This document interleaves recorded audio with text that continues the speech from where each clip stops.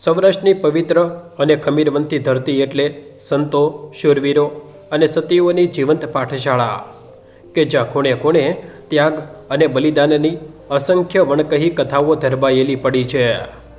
અને આ માટીના કણે કણમાં એવી અદ્ભુત વાતો છુપાયેલી છે જેનો ઇતિહાસ જો ખોતરવામાં આવે તો ભલભલા પાષાણ હૃદયના માનવીની આંખોમાંથી પણ સોદર આંસુ વહી પડે તેમ પણ ગીરના જંગલની હદ પર આવેલા એક છેવાડાના નાનકડા ગામની આ વાત છે, જ્યાં પ્રકૃતિ પોતાનું પૂરેપૂરું સૌંદર્ય લઈને ખીલેલી રહેતી. અને એ જ ગામમાં દેવાયત નામનો એક આહિર યુવાન અને તેની ધર્મપત્ની રતનબાઈ વસતા હતા, જેઓએ વ્યવસાય પેઢી દર પેઢીથી માલધારીનો હતો. અને એક સમયે એમના આંગણે ગાયો અને ભેંસોના મોટા ધણ ભાંભરતા હતા, જેમના ગળે બાંધેલી ઘૂઘરીઓનો રણકાર આખા ફળિયામાં એક જીવંત સંગીત રેલાવતો રહેતો. દેવાયત સ્વભાવે અત્યંત ભોળો અને મહેનતુ માણસ હતો, જ્યારે રતનબાઈ એ સાક્ષાત અન્નપૂર્ણાનો અવતાર હોય તેવી ગુણિયલ ગૃહિણી હતી. આ દંપતીના જીવનમાં ભલે ભૌતિક સુખ સાહિબીનો પાર ન હતો, પરંતુ તેમના અંતરના સિંહાસન પર માત્ર ને માત્ર એક જ નાથ બિરાજમાન હતો, અને એ હતા જગતના નાથ કાળિયા ઠાકર, દ્વારકાધીશ, જેમના નામ વિના આ બંનેનો દિવસ ન હતો ઉગતો કે ન હતી સાંજ ઢળતી. બધું જ સુખરૂપ ચાલી રહ્યું હતું, પરંતુ કાળનો ક્રૂર પંજો ક્યારે કોના પર ફરી વળે તે કોઈ કહી શકતું નથી. અને એ જ રીતે આ વિસ્તારમાં ક્યારેય ન જોયો હોય તેવો ભયંકર દુષ્કાળ પડ્યો, અને એની સાથે જ પશુઓમાં એક અજીબ પ્રકારની મહામારી ફેલાઈ ગઈ, જેમાં લીલો છોરો તો સુકાઈ જ, પણ સાથે સાથે પાણીના તળ પણ ઊંડા વહી ગયા, અને પશુઓ ટપોટપ બીમારીનો શિકાર બનીને મરવા લાગ્યા. દેવાયતની નજર સામે એના વહાલા પશુઓ કે જેને એણે પોતાના સંતાનની જેમ ઉછેર્યા હતા તે તરફડીને જીવ છોડી રહ્યા હતા. અને આર્થિક રીતે સદ્ધર ગણાતો દેવાયત જોત જોતામાં પાયમાલ થઈ ગયો. તેના પર દેવાનો મોટો ડુંગર ખડકાઈ ગયો, અને પોતાના જ ગામમાં બીજાના ખેતરમાં મજૂરી કરવા મજબૂર બની ગયો. ઘરમાં 2 ટકના રોટલાના પણ ફાંફા પડવા લાગ્યા હતા, અને ક્યારેક તો માત્ર છાશ અને રોટલો ખાઈને જ દિવસો કાઢવા પડતા. છતાં આ દંપતીના મુખ પર ક્યારેય નિરાશાની કે ઈશ્વર પ્રત્યેના રોષની કોઈ લકીર નહોતી જોવા મળતી, કારણ કે તેમની ભક્તિ કોઈ સ્વાર્થના પાયા પર ન હતી છણાયેલી. જ્યારે વાડામાં માત્ર 2 જ ગાયો બચી હતી, અને તે પણ બીમારીથી પીડાઈ રહી હતી, ત્યારે એક કાળી અંધારી રાતે રતનબાઈએ પોતાના આંગણાની તુલસી ક્યારા પાસે ઊભા રહીને હાથમાં જળ ભરીને આંસુ ભરી આંખે કાળિયા ઠાકરની આકરી માનતા માની કે, હે મારા કાળિયા ઠાકર, જો તું મારા વાડામાં બાંધેલી આ છેલ્લી 2 ગાયોને મોતના મુખમાંથી બચાવી લઈશ, તો અમે બંને પતિ પત્ની પગપાળા ચાલીને તારી એ પવિત્ર દ્વારકા નગરીએ આવીશું, અને તારા શ્રી ચરણોમાં અમારા પોતાના પરસેવાની કમાણીથી બનાવેલી સોનાની મોરલી એટલે કે વાસળી અર્પણ કરીશું. અને જાણે ભગવાને પોતાની પરમ ભક્તિ એવી આ દીકરીનો પોકાર સાંભળી લીધો હોય તેમ રાતોરાત ચમત્કાર થયો, અને એ બંને ગાયોના શ્વાસ બચી ગયા. તે ધીમે ધીમે સાજી થવા લાગી. આ ઘટનાએ દંપતીની શ્રદ્ધાને હિમાલય જેવી અડગ બનાવી દીધી. પરંતુ ગરીબીની ચક્કીમાં પીસાતા અને દેવાના ડુંગર તળે દબાયેલા આ દંપતી માટે સોનાની વાસળી બનાવવી એ આકાશમાંથી તારા તોડી લાવવા જેવું અત્યંત કઠિન અને અશક્ય લાગતું કામ હતું. ગામના લોકો પણ છાને ખૂણે વાતો કરતા કે ખાવાના સાંસા છે અને આ સોનાની મોરલી ચડાવવાના ઓરતા કરે છે. પણ રતનબાઈએ ક્યારેય હાર ન માની. તેણે દિવસ રાત કાળી મજૂરી કરવાની શરૂઆત કરી દીધી. ખેતરના કામમાંથી નવરા પડીને રાતના દીવાના આછા અજવાળે તેણે પારકા લોકોના કપડા પર ભરતકામ અને આભલા ભરવાનું શરૂ કર્યું, જેમાં તેની આંખોમાં તેજ પણ ધીમે ધીમે ઓસરવા લાગ્યા હતા. દેવાયત પણ પરસેવો પાડીને બમણી મજૂરી કરતો હતો, અને પોતાની જરૂરિયાતોને મારીને બંને જણાએ એક પાવલી અને રૂપિયો ભેગો કરવાની શરૂઆત કરી દીધી હતી. વર્ષો વીતવા લાગ્યા. શિયાળાની કડકડતી ઠંડી હોય, ઉનાળાનો કાળજાળ તાપ હોય કે ચોમાસાનો ધોધમાર વરસાદ હોય. આ દંપતીનો નિત્યક્રમ ક્યારેય ન બદલાયો. એક રૂપિયો બચાવવા માટે રતનબાઈએ પોતાના પહેરવા ઓઢવાના શોખ મારી નાખ્યા અને દેવાયતે પણ પોતાના ફાટેલા કપડાં થીંગડા મારીને ચલાવી લીધા. આખરે પૂરા 7 વર્ષની કઠોર તપસ્યા અને અથાગ પરિશ્રમ પછી તેમની પાસે એટલી રકમ ભેગી થઈ ગઈ કે જેનાથી તેઓ સોનાની વાસળી બનાવી શકે. દેવાયત તરત જ ગામના સોની પાસે ગયો અને પોતાની આખી જમા પૂંજી તેની સામે મૂકીને એક અત્યંત સુંદર અને નયનરમ્ય સોનાની મોરલી ઘડાવી. આ મોરલી કોઈ સામાન્ય ઘરેણું ન હતું, પણ તેમાં આ બંને જીવોના 7 વર્ષોના શ્વાસ તપસ્યા અને કાળજાનો ટુકડો સસવાયેલો હતો. આ પવિત્ર મોરલીને મૂકવા માટે દેવાયતે જાતે જ જંગલમાંથી સાગનું લાકડું લાવીને દિવસો સુધી તેના પર કોતરણી કરીને એક મજબૂત પેટી બનાવી અને તેમાં રેશમી કાપડ પાથરીને એ મોરલીને અંદર પધરાવી. જ્યારે પણ તેઓ આ પેટીને જોતા ત્યારે તેમની આંખોમાંથી હર્ષના આંસુ વહી જતા. અને હવે એ દિવસ નજીક આવી રહ્યો હતો જ્યારે તેમને પોતાની માનતા પૂરી કરવા દ્વારકાના પંથે નીકળવાનું હતું. ચોમાસાના દિવસો નજીક હોવાથી ગામના વડીલોએ તેમને સમજાવવાનો બહુ પ્રયત્ન કર્યો કે રસ્તાઓ બહુ વિકટ છે અને બરડા ડુંગરના કોતરોમાં રાતવાસો કરવો અત્યંત જોખમી છે, કારણ કે ત્યાં ખૂંખાર બહારવટિયાઓ અને છીલ ઝડપ કરતા નિર્દયી લૂંટારાઓનો ભારે આતંક છે. તેથી થોડો સમય રોકાઈને પછી યાત્રા શરૂ કરો, પણ જેના અંતરમાં આસ્થાનો પ્રચંડ અગ્નિ પ્રજ્વલિત હોય તેને દુનિયાનો કોઈ ભય ડરાવી શકતો નથી. દેવાયતે હસીને વડીલોને માત્ર એટલો જ જવાબ આપ્યો કે જેની રક્ષા ખુદ ત્રિલોકનો નાથ કરતો હોય તેને જંગલના કાંટા કે કાળમીડ પથ્થરોનું શું નુકસાન કરવાના છે. અને આખરે પ્રભાતના પ્રથમ કિરણે માથે ધૂળનો ચાંદલો કરી અને પૂરા ગામના આશીર્વાદ લઈને જય દ્વારકાધીશના ગગનભેદી નાદ સાથે દેવાયત અને રતનબાઈ પગપાળા દ્વારકા જવા નીકળી પડ્યા. જેમાં શરૂઆતના દિવસો અત્યંત આકરા હતા.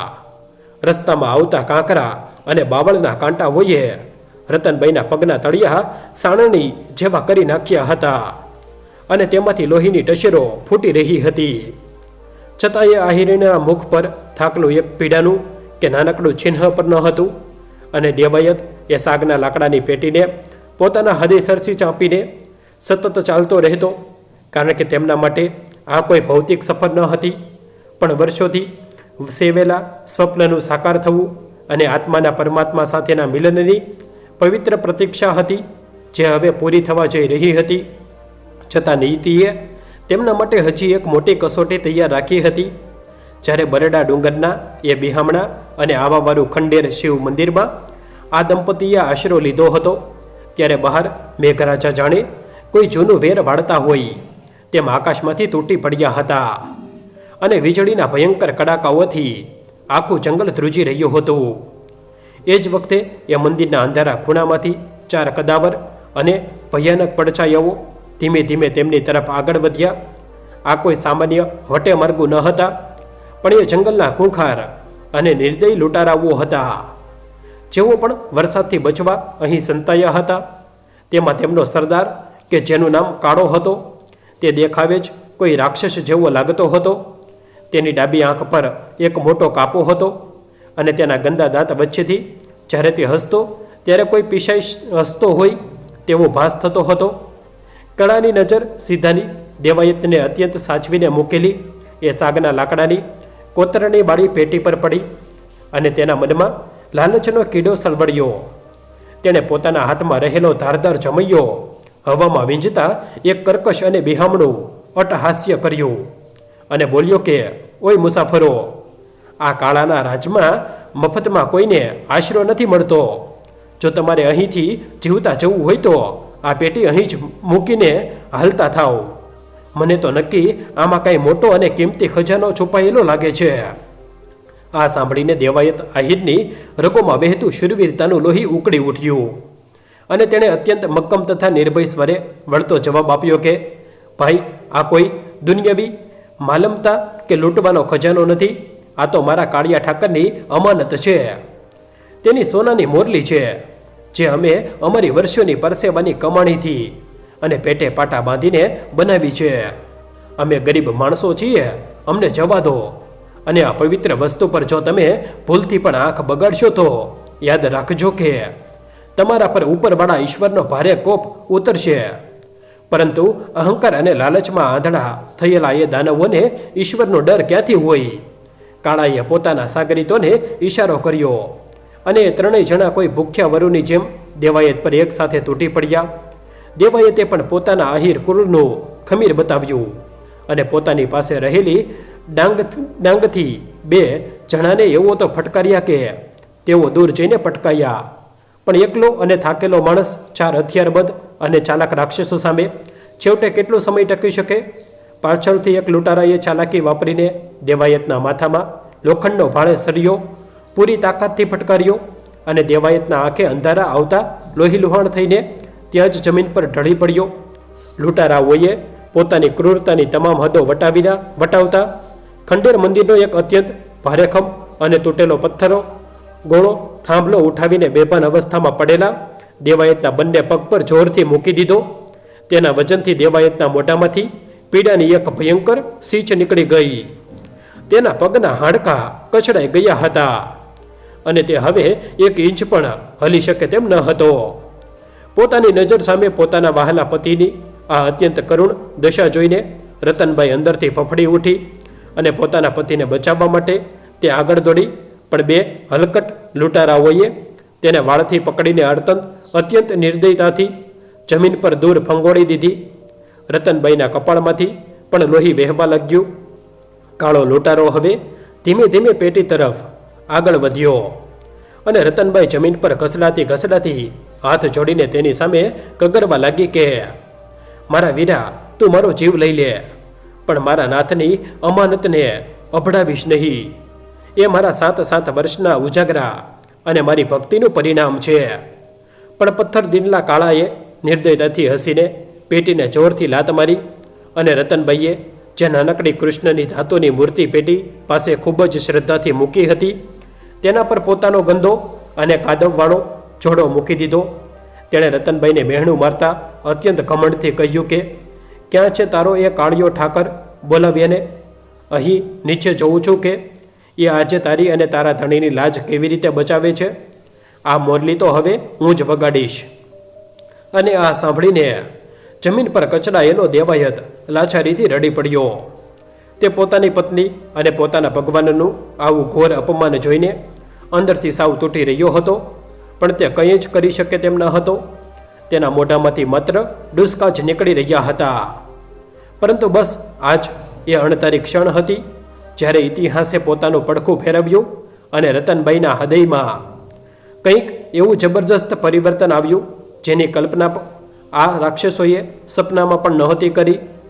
જેમ લાકડાના મોટા ઢગલામાં એક નાનકડો તણખો પડે અને જોતામાં તે પ્રચંડ ભડકો બનીને બધું જ ભસ્મીભૂત કરી નાખે, બરાબર તેવી જ રીતે પોતાના પ્રાણ પ્યારા ભગવાન શ્રી કૃષ્ણની મૂર્તિ પર પડેલો લૂંટારાનો ગંદો પગ જોઈને રતનબાઈની અંદર વર્ષોથી સૂતેલી માતૃશક્તિ અને સાતિત્વનો એ અગ્નિ અચાનક જાગૃત થઈ ગયો. તેના ચહેરા પર સમાયેલો ડર અને કગરવાની ભાવના પળવારમાં જ અદૃશ્ય થઈ ગયા. તેની આંખોમાં વહેતા આંસુ અચાનક સુકાઈ ગયા અને ભયની જગ્યાએ તેની આંખોમાં હવે એવો ભવાગ્નિ પ્રજ્વલિત થઈ ગયો જાણે સાક્ષાત જોગમાયા કે રણચંડી મહાકાળી ધરતી પર ઉતરી આવ્યા હોય. તેનું આખું શરીર ધ્રુજી રહ્યું હતું, પણ એ ડરથી નહીં પરંતુ પોતાના આરાધ્ય દેવ અને પોતાના પતિના થયેલા ઘોર અપમાનના અસહ્ય ક્રોધથી ધ્રુજી રહ્યું હતું. કહેવાય છે ને કે સ્ત્રી જ્યાં સુધી ઝૂકે છે અને સહન કરે છે ત્યાં સુધી તે પવિત્ર ગંગા નદી સમાન શીતળ અને શાંત હોય છે. પણ જ્યારે તેના પતિના પ્રાણ અને ભગવાનની ભક્તિ પર કોઈ આંચ લાવવાનો પ્રયત્ન કરે ત્યારે તે સાક્ષાત પ્રલયકારી સમુદ્ર બનીને બધું જ તાણી જાય છે. રતનબાઈ વીજળીની ગતિએ જમીન પરથી એકદમ ઊભી થઈ ગઈ અને મંદિરના એક અંધારા ખૂણામાં પડેલો વર્ષો જૂનો કટાયેલો અને અત્યંત વજનદાર લોખંડનો ત્રિશૂળવાળો દીવડો કે જે ઉઠાવવાનો ભલભલા કદાવર મર્દ માટે પણ મુશ્કેલ હતો તે જેણે એક જ ઝટકે કોઈ સામાન્ય લાકડીની જેમ પોતાના હાથમાં ઉઠાવી લીધો. તેના વિખેરાયેલા વાળ લોહીથી ખરડાયેલું કપાળ અને આંખોમાંથી વરસતો યમરાજ જેવો ક્રોધ જોઈને એક ક્ષણ માટે તો પેલા ખૂંખાર લૂંટારાઓ પણ અંદરથી થથરી ગયા અને તેમને પહેલીવાર અહેસાસ થયો કે તેમણે કોઈ સામાન્ય સ્ત્રીને નહીં પરંતુ એક જાગૃત જ્વાળામુખીને સંચેડી દીધો છે. રતનબાઈના મુખમાંથી હવે કોઈ આજીજી કે પ્રાર્થના નહીં, પરંતુ એક સિંહણ જેવી ગર્જના નીકળી રહી હતી કે મારા કાળિયા ઠાકરને પગ નીચે દબાવનાર પાપી હરામખોરો, હવે તમારો કાળ આવી ગયો છે. આજે આ આહિરાણી જીવતી છે ત્યાં સુધી આ પેટી પર તમારો પડછાયો પણ નહીં પડવા દઉં. મને આટલું બોલતાની સાથે જ તેણે એ વજનદાર ત્રિશુળવાળા દીવડાનો એવો ભયંકર અને ઘાતક ઘા પેલા કાળા નાયક સાગીરતના માથા પર પૂરી તાકાતથી કર્યો કે અંધારામાં પણ તેના ખોપરીના હાડકાં તૂટવાનો કડાકો સ્પષ્ટ સંભળાયો અને તે લૂંટારો ત્યાં જ લોહીની ઉલટી કરતો તરફડીને જમીન પર ઢળી પડ્યો. આ જોઈને બાકીના લૂંટારાઓના હોશ ઉડી ગયા. બીજા લૂંટારો હાથમાં ખુલ્લી તલવાર લઈને રતનબાઈને મારવા માટે તેની તરફ દોડ્યો, પણ રતનબાઈએ કોઈ વર્ષોથી યુદ્ધના મેદાનમાં લડતા કુશળ યોદ્ધાની જેમ પોતાના હાથમાં રહેલા ત્રિશૂળના દારડાથી એ તલવારનો વાર હવામાં જ રોકી લીધો અને બીજો જ ઘા સીધો તેમના ઘૂંટણ પર રહેલી ભયંકર તાકાતથી ઝીક્યો કે તેનું પગનું હાડકું બે ટુકડા થઈ ગયું અને લૂંટારાની દર્દનાક સીંચથી આખું ખંડેર શિવ મંદિર ગુંજી ઉઠ્યું. પથ્થર નીચે દબાયેલો દેવાયત પોતાની પત્નીનું આવું રૌદ્ર અને અકલ્પનીય સ્વરૂપ જોઈને સાવ આશ્ચર્યચકિત થઈ ગયો હતો. તેને પોતાની આંખો પર જરાય વિશ્વાસ ન હતો આવતો કે જે પત્ની ક્યારેય ઊંચા અવાજે કોઈની સાથે વાત નહોતી કરતી, તે આજે સાક્ષાત કાળકા બનીને જાનવરોનો શિકાર કરી રહી હતી. દેવાયતની પોતાની શારીરિક પીડા જાણે કે એક ગર્વમાં પરિવર્તિત થઈ ગઈ હતી અને તે પોતાની પત્નીની આ અદ્ભુત વીરતાને માત્ર નિહાળી રહ્યો હતો. હવે એ ખંડેર શિવ મંદિરમાં આસ્થા અને અહંકાર વચ્ચેનો એક ભયંકર સંગ્રામ છેડાઈ ચૂક્યો હતો, જેમાં એક તરફ નિશસ્ત્ર અને એકલી ગૃહિણી હતી તો બીજી તરફ જંગલના ખુખાર અને ક્રૂર લૂંટારાઓ હતા. પરંતુ સત્ય અને ભક્તિની તાકાત હંમેશા શસ્ત્રો કરતાં 1000 ગણી વધારે હોય છે, તે વાત આજે આ રાતમાં સાબિત થવા જઈ રહી હતી. રતનબાઈ એક પછી એક એવા પ્રહારો કરી રહી હતી કે જાણે તેના શરીરમાં કોઈ અદૃશ્ય દેવી શક્તિનો સંચાર થઈ ગયો હોય અને એ શક્તિ જ તેના હાથો વડે આ પાપીઓનો સર્વનાશ કરી રહી હોય. અંધકારમાં માત્ર લોખંડના હથિયારનો અવાજ અને રતનબાઈના શ્વાસનો અવાજ જ સંભળાઈ રહ્યો હતો અને કાળો હવે સમજી ગયો હતો કે જો તે જલ્દી કંઈ નહીં કરે તો આ સ્ત્રી આજે તેમને જીવતા નહીં છોડે. આ ભયંકર દ્રશ્ય જોઈને બાકી બચેલો ત્રીજો લૂંટારો, જે અત્યાર સુધી પાછળ છુપાઈને ઊભો હતો, તે હવે પોતાના જીવના જોખમે રતનબાઈ પર પાછળથી હુમલો કરવા માટે છુપા પગલે આગળ વધ્યો. તેના હાથમાં એક લાંબો અને કાટ ખાધેલો છરો હતો. તે બહાર આકાશમાં થતા વીજળીના ભયાનક ચમકારામાં એક ક્ષણ માટે અંધારા ખંડેરમાં ઝળહળી ઉઠ્યો. પણ કહેવાય છે ને કે જ્યારે કોઈ સાચા ભક્ત પર સંકટ આવે ત્યારે ભગવાન પોતે એની રક્ષા માટે કોઈને કોઈ સ્વરૂપ હાજર થવા હાથવાળો બનીને તેમની પડખે ઊભો રહી જાય છે. રતનબાઈ ભલે કાળની સામે જોઈ રહી હતી, પણ તેની અંતઃપ્રેરણા અને શારીરિક સ્ફૂર્તિ એટલી હદે સતેજ થઈ ગઈ હતી કે પેલા લૂંટારાના પગલાંનો ધીમો અવાજ પણ તેને સ્પષ્ટ સંભળાઈ રહ્યો હતો. અને જેવો તે લૂંટારાએ રતનબાઈની પીઠમાં છરો ઉકાવવા માટે પોતાનો હાથ હવામાં ઉગાવ્યો કે તરત જ કોઈ ચિત્તાની જેમ રતનબાઈએ વીજળીની ઝડપે પાછળ ફરીને પોતાના હાથમાં રહેલા એ વજનદાર ત્રિશુલવાળા દીવડાનો પાછળનો લાકડાનો છરો જાડો હિસ્સો પૂરી તાકાતથી પેલા લૂંટારાની છાતીમાં સીધો મારી દીધો. આ પ્રહાર એટલો પ્રચંડ અને આકરો હતો કે લૂંટારાની છાતીમાં પાંછડા તૂટવાનો અવાજ છેક પથ્થર નીચે દબાયેલા દેવાત સુધી પહોંચ્યો અને એ લૂંટારો લોહીની ઉલટી કરતો હવામાં ફંગોળાઈને સીધો ખંડેર શિવ મંદિરની વર્ષો જૂની કાળમીને પથ્થરની દિવાલ સાથે અત્યંત જોરથી અથડાયો અને માથું ફાટી જવાથી ત્યાં જ તરફડીને પોતાના પાપનો હિસાબ ચૂકવીને કાયમ માટે શાંત થઈ ગયો. હવે આખા ખંડેરમાં માત્ર ને માત્ર એ ખૂંખાર સરદાર કાળો અને તેની સામે કાળકાનું સ્વરૂપ ધારણ કરીને ઊભેલી એક સામાન્ય માલધારીની સ્ત્રી રતનબાઈ જ બચ્યા હતા. કાળાના પગ નીચેથી જમીન ખસી ગઈ હતી, કારણ કે તેણે પોતાની આખી જિંદગીમાં અસંખ્ય ઘાટ પાડી હતી. અનેક લોકોને મોતને ઘાટ ઉતાર્યા હતા, પણ આજે તેની સામે કોઈ સામાન્ય શિકાર ન હતો, પણ સાક્ષાત મોત નૃત્ય કરી રહ્યું હતું. કાળાને પરસેવો છૂટી ગયો હતો, પણ તેનો અહંકાર હજી મર્યો ન હતો. તેણે પોતાના હાથમાં રહેલો ધારદાર જમૈયો મજબૂતીથી પકડ્યો અને દાંત કચકચાવીને રતનબાઈ તરફ ઘૂરકતો બોલ્યો કે, અલી માલધારીની જાત, તે મારા બે સાગરીતોને મારીને બહુ મોટી ભૂલ કરી છે. હવે હું તને એવી મોત આપીશ કે તારો એ કાળિયો ઠાકર પણ તને બચાવવા નીચે નહીં આવે. પણ રતનબાઈ હવે કોઈ વાતો સાંભળવાના મૂડમાં ન હતી. તેની આંખોમાં તો માત્ર પોતાના ભગવાનની મૂર્તિ પર પડેલો કાળાનો ગંદો પગ અને પોતાના ધણીના કચડાયેલા પગ જ દેખાઈ રહ્યા હતા. રતનબાઈના મુખમાંથી કોઈ પ્રાર્થના નહીં, પરંતુ એક સિંહણ જેવી ગર્જના નીકળી રહી હતી કે એ પાપી હરામખોર, તે મારા નાથનું અપમાન કર્યું છે.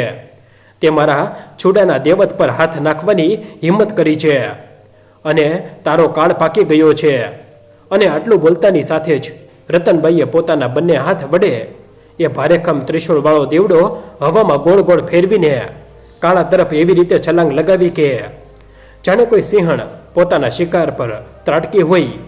કાળાએ પોતાના જમૈયાથી એ દીવડાને રોકવાનો બહુ જ નિષ્ફળ પ્રયાસ કર્યો, પણ રતનબાઈના હાથમાં અત્યારે કોઈ દેવી તાકાત આવી ગઈ હોય તેમ એ દીવડાનો સીધો પ્રકાર કાળાના ખભા પર પડ્યો અને તેનું ડાબા હાથનું હાડકું હાડકાભેર તૂટી ગયું.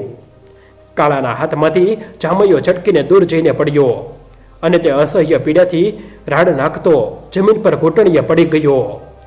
અત્યાર સુધી જે અહંકાર કાળાના મગજમાં ચડીને બોલતો હતો, તે હવે રતનબાઈના એક જ પ્રહારથી ચકનાચૂર થઈ ગયો હતો.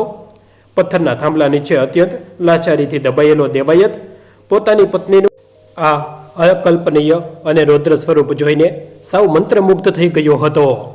તેની શારીરિક પીડા અત્યારે જાણે શૂન્ય થઈ ગઈ હતી અને તેના રોમે રોમમાં એક અજબ પ્રકારનો ગર્વ છવાઈ ગયો હતો.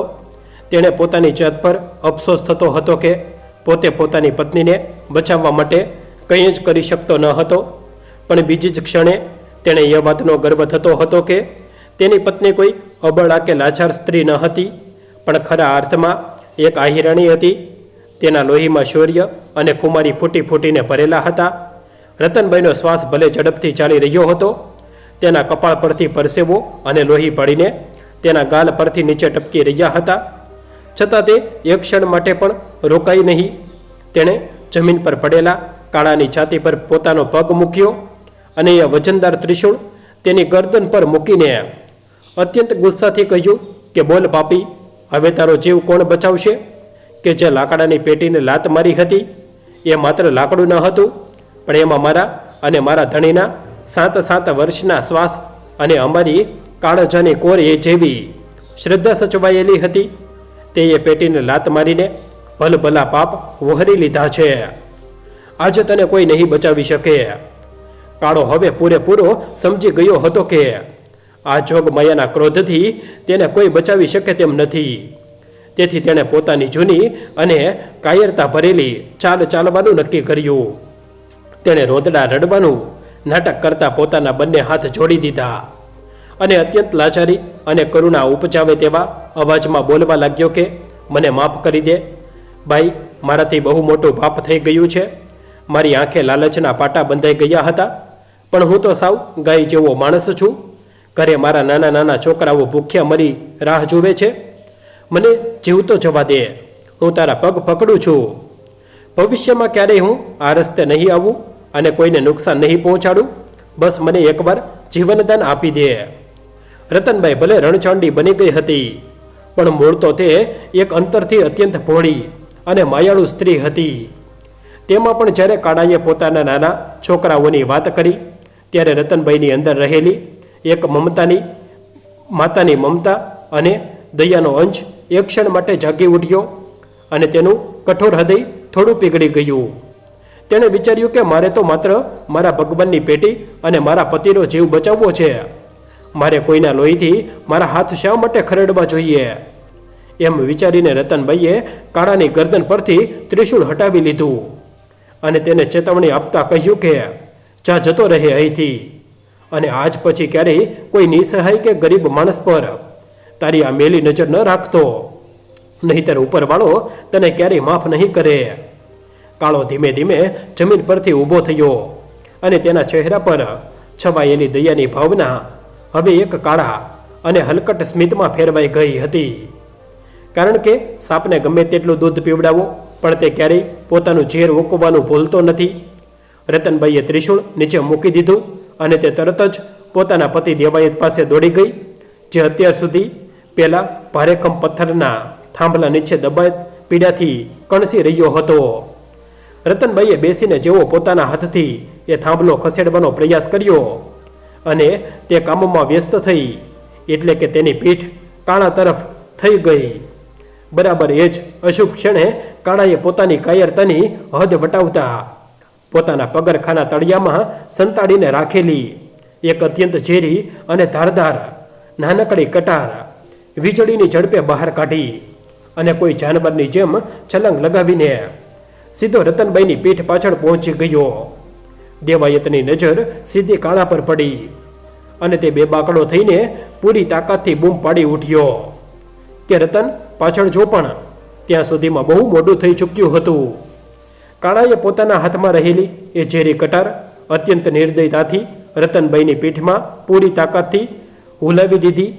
કટારની અણી રતનબાઈના માંસને છીરીને છેક અંદર સુધી ઉતરી ગઈ અને તેના મોઢામાંથી એ મારા કાળિયા ઠાકર એવી એક અતિશય પીડાદાયક અને હૃદયને ચીરી નાખે તેવી સીચ નીકળી ગઈ, જેનો પડઘો બહાર ગાજતી વીજળીના અવાજને પણ આંબી ગયો. રતનબાઈના હાથમાંથી પથ્થર છૂટી ગયો અને તેનું આખું શરીર ધ્રુજી ઉઠ્યું. પણ આ અસહ્ય પીડા અને મોત સામે ઊભું હોવા છતાં એ શૂરવીર આહિરાણીનું મનોબળ ન તૂટ્યું. ધરાશાયી થઈને જમીન પર પડતા પહેલાં પણ તેની નજર એ સાગના લાકડાની પેટી પર પડી, જે જમીન પર પડેલી હતી, અને રતનબાઈએ પડતા પડતા પણ પોતાના બંને લોહી લુહાણ હાથોથી એ પેટીને પોતાની સાતી સરસી અત્યંત મજબૂતીથી જકડી લીધી, જાણે તે પોતાના ભગવાનને કહી રહી હોય કે મારો જીવ ભલે જતો રહે પણ તમારી આ અમાનત હું કોઈ પાપીના હાથમાં નહીં જવા દઉં. આ હૃદયદ્રાવક દ્રશ્ય જોઈને દેવાયતની આંખો ફાટી ગઈ. તેનું હૃદય જાણે હજારો ટુકડાઓમાં વહેંચાઈ ગયું અને તેની અંદર એટલો ભયાનક ક્રોધ અને અફસોસનો જ્વાળામુખી ફાટી નીકળ્યો કે તેણે પોતાની તમામ શારીરિક મર્યાદાઓ અને પીડાઓને એક જ ઝટકામાં તોડી નાખી. તેના ભાંગેલા અને કચડાયેલા પગમાંથી ભલે પુષ્કળ લોહી વહી રહ્યું હતું, પણ પોતાની નજર સામે પોતાની પ્રાણ પ્યારી પત્નીની પીઠમાં કઠાર ખૂંપેલી જોઈને તેના શરીરમાં જાણે સાક્ષાત બજરંગ બલીનું કલ્પાન્વિત બળ પ્રવેશી ગયું હોય તેમ તેને એક ભયંકર અને ગગનભેદી ગર્જના સાથે પૂરી તાકાત લગાવીને પોતાના પગ પર પડેલો એ મણબંધ વજનનો પથ્થરનો થાંભલો એ બે હાથ વડે ઉઠાવીને હવામાં દૂર ફેંકી દીધો અને પોતે જમીન પર ઢસડાતો બાજુમાં પડેલા એ જ ત્રિશુળવાળા દેવડા પાસે પહોંચ્યો અને તેને ઉઠાવીને પાછળ ફરીને ભાગવાની કોશિશ કરી રહેલા કાળાના પગમાં પૂરી તાકાતથી ઘા કર્યો. ત્રિશુળ કાળાના પગની પીંડી છીરીને આરપાર નીકળી ગયું અને તે રાડ નાખતો ત્યાં જ ભોંય પર પટકાયો. દેવાયત જમીન પર ઘસડાતો તેની પાસે પહોંચ્યો અને કાળાની છાતી પર ચડી બેસીને એ જ દીવડાથી તેના માથા પર અને છાતી પર એવા અસંખ્ય અને ભયંકર પ્રહારો કર્યા કે કાળાનું શરીર લોહીના ખાબોચિયામાં ફેરવાઈ ગયું અને તેના પાપી શ્વાસ કાયમ માટે હવામાં ઓગળી ગયા. કાળાના પાપી શ્વાસ હવામાં કાયમ માટે ઓગળી ગયા. એ પછી આબાવરું અને બિહામણા ખંડેર શિવ મંદિરમાં એક ભયાનક અને સ્મશાન જેવી ગમગીન શાંતિ છવાઈ ગઈ. બહાર ગાજતા વાદળો પણ જાણે આ કરુણ દ્રશ્ય જોઈને શાંત પડી ગયા હતા અને વીજળીના ચમકારા પણ હવે બંધ થઈ ગયા હતા. દેવાયત પોતાના કચડાયેલા અને લોહીથી ખરડાયેલા પગે ભોંય પર ઘસડાતો અત્યંત ભારે હૈયે પોતાની પ્રાણ પ્યારી પત્ની રતનબાઈ પાસે પહોંચ્યો, જે પોતાના પ્રાણની આહુતિ આપીને પણ તે સાગરના લાકડાની પેટીને પોતાની સાંસી સરસી જકડીને પડી હતી. રતનબાઈની પીઠમાં ખૂપેલી એ ઝેરી કટારમાંથી પુષ્કળ કાળું લોહી વહીને જમીન પર રેલાઈ રહ્યું હતું અને તેના શ્વાસ હવે અત્યંત ઝડપથી તૂટી રહ્યા હતા.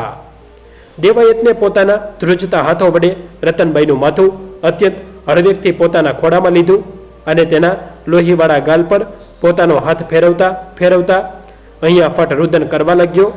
તેની આંખોમાંથી શ્રાવણ અને ભાદરવો એક સાથે વરસી રહ્યા હતા. દેવાયતના મોઢામાંથી શબ્દો નહોતા નીકળી રહ્યા, પણ અસહ્ય પીડા અને ડુસકા વચ્ચે તે માંડ માંડ એટલું બોલી શક્યો કે, હે રતન, મારી કાળજાની કોર, આ તે શું કરી નાખ્યું? મારા જીવ ખાતર અને આ લાકડાની પેટી ખાતર તે તારો જીવ, પોતાનો જીવ દાવ પર લગાવી દીધો. મને સાવ નોધારો અને એકલો મૂકીને તું ક્યાં જાય છે? હવે તારા વિના હું આ અભાગી જીવતર જીવીને શું કરીશ? અને તારા વિના હું એ કાળિયા ઠાકરને શું મોઢું બતાવીશ કે હું તારી પૂજન કરવાવાળી દીકરીને રસ્તામાં જ ગુમાવીને આવ્યો છું? રતનબાઈના ચહેરા પર મૃત્યુની અસહ્ય પીડા હોવા છતાં એક એવી દિવ્ય અને અલૌકિક શાંતિ છવાયેલી હતી, જે કોઈ સાસા છંત કે જોગમાયાના મુખ પર જ જોવા મળે. તેણે પોતાના અડધા મીછાયેલા નેત્ર ધીમેથી ખોલ્યા અને અત્યંત ધીમા તથા તૂટતા અવાજે પણ એક અજબની ખુમારી સાથે દેવાયતને કહ્યું કે, આહિર, તમે આમ આંસુ ન સારો. મારી યાત્રા તો બસ અહીં સુધીની જ લખેલી હતી, પણ આપણી માનતા અધૂરી ન રહેવી જોઈએ. મેં મારા પ્રાણ આપીને પણ આપણા ધર્મ, આપણી આબરૂ અને આપણા નાથની આ અમાનતને અભડાવવા નથી દીધી. તેથી પોતાના લોહીથી ખરડાયેલા અને કાંપતા હાથ વડે એ સાગના લાકડાની પેટી દેવાયતના હાથમાં મૂકી અને છેલ્લો શ્વાસ લેતા પહેલા એટલું જ કહ્યું કે, મારા લોહીના છાંટાવાળી આ પેટી અને આપણી પરસેવાની કમાણીથી આ સોનાની મોરલી મારા નાથના ચરણે અચૂક મૂકજો અને એ કાળિયા ઠાકરને કહેજો કે એની દીકરીએ ભલે જીવ આપી દીધો, પણ તમારી ભક્તિ પર કોઈ કાળો ડાઘ નથી લાગવા દીધો. બસ આટલું બોલતાની સાથે જ રતનભાઈના હોઠ પર એક હળવું સ્મિત ફરક્યું અને તેના પ્રાણ પંખેરું આ નશ્વર દેહ છોડીને અનંતની સફરે ઉડી ગયા. રતનભાઈની આંખો સદાય માટે મીંચાઈ ગઈ અને આખું જંગલ જાણે એક મહાન વિરાંગના શોકમાં મૂંગું અને સ્તબ્ધ થઈ ગયું. દેવાયત માટે તો જાણે માથે આબ ફાટી પડ્યું હતું અને પગ નીચેથી ધરતી ખસી ગઈ હતી. તેણે આખી રાત પોતાની પત્નીના મૃતદેહ પાસે બેસીને એવા તો હૃદયદ્રાવક વિલાપ કર્યા કે જો કોઈ પથ્થર પણ સાંભળે તો તેણે પણ પરસેવો છૂટી જાય. સવાર પડતાની સાથે જ પૂર્વ દિશામાં સૂર્યનારાયણ ઉગ્યા અને જંગલમાં પક્ષીઓનો કલરવ શરૂ થયો. પણ દેવાયતની દુનિયામાં તો કાયમ માટે અંધારું છવાઈ ગયું હતું. તેણે પોતાના કચડાયેલા પગની પીડાને પણ અવગણીને મહા મહેનતે જંગલમાંથી સૂકા લાકડા ભેગા કર્યા અને ભારે હૈયે પોતાની અર્ધાંગની રતનબાઈની ચિતા ખડકી અગ્નિદાહ આપતી વખતે દેવાયતનું હૃદય ચિત્તામાં લાકડા કરતાં પણ વધારે સળકી રહ્યું હતું. અંતિમ વિધિ પૂરી કર્યા પછી રાખનો એક નાનકડો કળશ અને પોતાના લોહી લોહાણા હાથોમાં એ સાગના લાકડાની પેટી લઈને દેવાયતે દ્વારકા તરફ પોતાની અધૂરી યાત્રા ફરીથી શરૂ કરી. તેના બંને પગના હાડકાં ભાંગી ગયા હોવાથી તે હવે સીધો ચાલી શકે તેમ ન હતો. તેણે એક જાડી લાકડીનો ટેકો લીધો અને ઘસડાતો લંગડાતો તથા પીડાથી કણસતો આગળ વધવા લાગ્યો. રસ્તામાં આવતા કાંટા અને પથ્થરો તેના જખમી પગને વધુ ચીરી રહ્યા હતા. ભૂખ અને તરસથી તેનું ગળું સુકાઈ રહ્યું હતું. છતાં તેના મનમાં માત્ર એક જ ધૂન સવાર હતી કે મારે કોઈ પણ ભોગે મારી રતનનું છેલ્લું વચન પૂરું કરવું છે અને મારા નાથને આ સોનાની મોરલી અર્પણ કરવી છે. દિવસોના દિવસો સુધી અત્યંત કપરી અને અસહ્ય વેદનાઓ સહન કર્યા પછી આખરે જ્યારે તેની નજર સામે ગોમતી નદીના પવિત્ર ઘાટ અને દૂર આકાશમાં લહેરાતી દ્વારકાધીશના જગત મંદિરની 52 ગજની ધજા દેખાઈ, ત્યારે દેવાયતની આંખોમાંથી સોધાર આંસુ વહી પડ્યા. તે સીધો ગોમતી નદીના કિનારે પહોંચ્યો અને ત્યાં સ્નાન કરીને પોતાની જાતને પવિત્ર કરી. ત્યારબાદ ફાટેલા અને મેલા ગયેલા કપડાં, ધૂળથી ભરાયેલું આખું શરીર અને હાથમાં એ પેટી લઈને તે મંદિરના પગથિયા ચડવા લાગ્યો. જ્યારે તે ગર્ભગૃહની નજીક પહોંચ્યો ત્યારે મંદિરમાં સંધ્યા આરતીનો સમય થઈ ગયો હતો અને ઝાલર, શંખ તથા નગારાના નાદથી આખું વાતાવરણ ભક્તિમય બની ગયું હતું. હજારો ભક્તોની ભીડ પોતાના નાથના દર્શન કરવા માટે ઉમટી પડી હતી. એ ભીડને ચીરતો દેવાયત ઠેઠ ભગવાનની મૂર્તિની સામે જઈને ઊભો રહ્યો. તેની દયનીય હાલત જોઈને પૂજારીઓ અને ભક્તો આશ્ચર્યમાં મુકાઈ ગયા. દેવાયતે ધ્રુજતા હાથે પેટી ખોલી અને તેમાંથી તે સોનાની મોરલી કાઢીને ભગવાનના ચરણોમાં મૂકી દીધી. એ મોરલી પર રતનબાઈના લોહીના સુકાઈ ગયેલા લાલ ડાઘા સ્પષ્ટ દેખાઈ રહ્યા હતા. પૂજારીએ નવાઈ પામીને પૂછ્યું કે, હે ભક્ત, આ સોનાની મોરલી પર આ લોહીના ડાઘ શાના છે? ત્યારે દેવાયતે ધ્રુજતા અવાજે અને રડતા રડતા રસ્તામાં બનેલી એ આખી ઘટના વર્ણવી કે કેવી રીતે લૂંટારુઓએ હુમલો કર્યો અને કેવી રીતે એક સામાન્ય ગૃહિણી રતનબાઈએ રણચંડી બનીને પોતાના શીલ, પોતાના પતિના પ્રાણ અને ભગવાનની અમાનત બચાવવા માટે પોતાના જીવનું બલિદાન આપી દીધું. આ આખી હૃદયદ્રાવક કથા સાંભળીને ત્યાં હાજર રહેલા તમામ પૂજારીઓ અને હજારો ભક્તોની આંખોમાંથી સોધાર આંસુની ધારા વહેવા લાગી. ગર્ભગૃહમાં એકદમ સન્નાટો છવાઈ ગયો અને સૌ કોઈ એ મહાન આહિરાણીના શૌર્ય અને બલિદાનને મનોમન નમસ્કાર કરવા લાગ્યા. કહેવાય છે કે એ દિવસે ખુદ કાળિયા ઠાકરની મૂર્તિની આંખોમાંથી પણ અશ્વબિંદુ ટપકી પડ્યા હતા. કારણ કે એ દિવસે ભગવાનને માત્ર કોઈ સોનાની ધાતુની ભેટ નહોતી મળી, પણ એક સાચા ભક્તના હૃદયનો અતૂટ વિશ્વાસ અને એક નારીના અતૂટ શૌર્યની સર્વોચ્ચ ભેટ મળી હતી.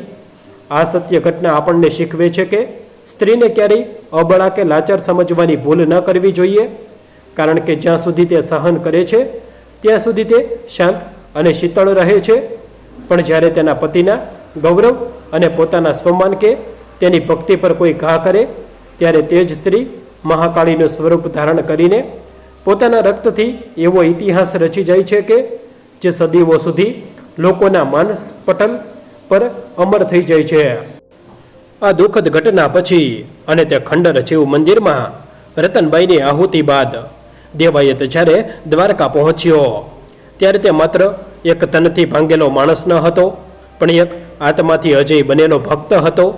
તેના આ પદયાત્રાના લાંબા વેદનાપૂર્ણ પ્રવાસ દરમિયાન તેણે અનેક એવી ઘટનાઓ અને અનુભવોનો સામનો કર્યો હતો જે તેના મનોબળને સતત સકાસતા રહ્યા હતા.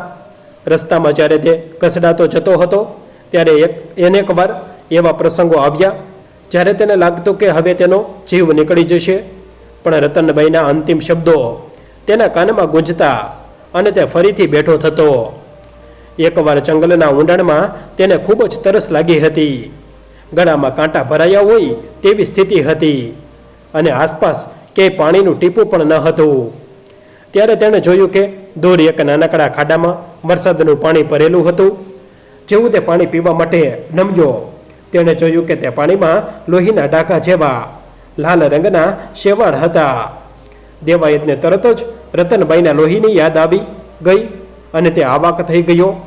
તે પાણી ન પી શક્યો, પણ તેણે એક અદૃશ્ય શક્તિનો અહેસાસ થયો જે તેને સતત પ્રોત્સાહિત કરી રહી હતી. તે સમયે તેની મુલાકાત એક વૃદ્ધ સાધુ સાથે થઈ. તે જાણે કોઈ દેવી સ્વરૂપ હોય. જેમ દેવાયતને આશ્વાસન આપીને આગળ વધવાની પ્રેરણા આપી ગયા, તે સાધુએ દેવાયતને એક ગુપ્ત માર્ગ બતાવ્યો જે જંગલના હિંસક પશુઓથી બચાવીને સુરક્ષિત બહાર નીકળવામાં મદદરૂપ થયો. આ સફર દરમિયાન દેવાયતને વારંવાર રતનબાઈનો ચહેરો દેખાતો. તે હસતી હોય તેવું લાગતું અને ઘણીવાર તો તેને એવું પણ ભાસતું કે રતનબાઈ તેની સાથે જ ચાલી રહી છે.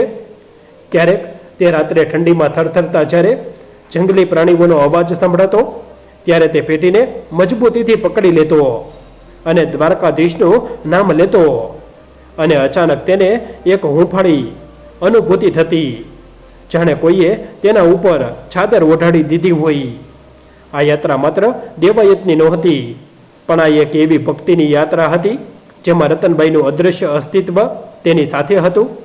જ્યારે તે પથ્થરના રસ્તાઓ પર ઘસડાતો ત્યારે તેના લોહીના ડાઘા પાછળ છૂટી જતા હતા, પણ તેને એ લોહીના ડાઘામાં પણ પોતાના નાથના ચરણોની છબી દેખાતી હતી. એક સમયે તો તે એટલો નબળો પડી ગયો હતો કે તે બેભાન થઈને ઢળી પડ્યો. પણ ત્યારે તેને એક સ્વપ્ન આવ્યું, જેમાં રતનભાઈ તેને કહી રહી હતી કે દેવાયત, તું થાકતો નહીં, આપણો નાથ આપણી રાહ જોઈ રહ્યો છે. એ સ્વપ્ને તેને ફરીથી જીવંત કરી દીધો. આ આખી યાત્રા એક એવી કસોટી હતી જેણે દેવાયતને એક સામાન્ય આહિરમાંથી એક મહાન ભક્તમાં રૂપાંતરિત કરી દીધો હતો. રતનભાઈનું તે છેલ્લું વચન જે તેણે લોહી લુહાણ હાલતમાં આપ્યું હતું, તે દેવાયત માટે બ્રહ્મ વાક્ય બની ગયું હતું. આ યાત્રા દરમિયાન તેણે પશુ પક્ષીઓ પાસેથી એક અજીબ સંવાદ અનુભવ્યો, જેનો તેને રસ્તો બતાવતા હોય તેમ લાગતું. દ્વારકા નગરીના સીમાડામાં પ્રવેશતા જ તેને એક પરમ શાંતિનો અનુભવ થયો, જે તેણે આખી જિંદગીમાં ક્યારેય અનુભવ્યો ન હતો. જ્યારે તેણે જગત મંદિરની એ 52 ગજની ધજા જોઈ, ત્યારે તેના બધા જ દુઃખ, બધી જ પીડા જાણે એક ક્ષણમાં હવામાં ઓગળી ગઈ.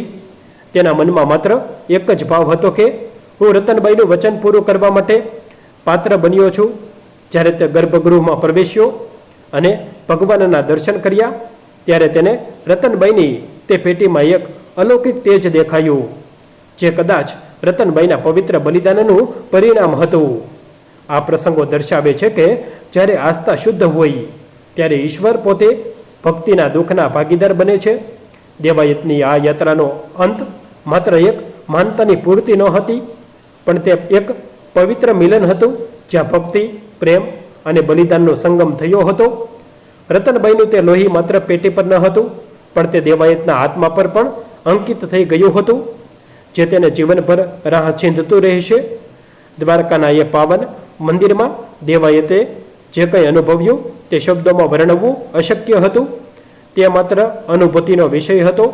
રતનબાઈએ જે રીતે પોતાના નાથની રક્ષા કરી હતી, તે આજે પણ એક આહિરાણાના શૌર્યની વિસ્મરણીય કથા બનીને ઇતિહાસના પાનાઓમાં અમર થઈ ગઈ છે. આ દેવાયત જેવી વ્યક્તિઓ દ્વારા આ કથા આજે પણ આપણને સૌને એક નવી પ્રેરણા આપે છે કે માનવતા અને ધર્મનું મૂલ્ય આપણા જીવ કરતાં પણ અનેક ગણું વિશેષ હોય છે. અને આ કથા હંમેશા આપણને યાદ અપાવતી રહેશે કે નારી શક્તિ જ ખરા અર્થમાં આ જગતની રક્ષક છે. તો મિત્રો, તમને અમારી આજની કહાની પસંદ આવી હોય તો વિડીયોને લાઈક કરો, મિત્રો સાથે શેર કરો અને ચેનલને સબસ્ક્રાઈબ કરો. જય શ્રી કૃષ્ણ. ધન્યવાદ.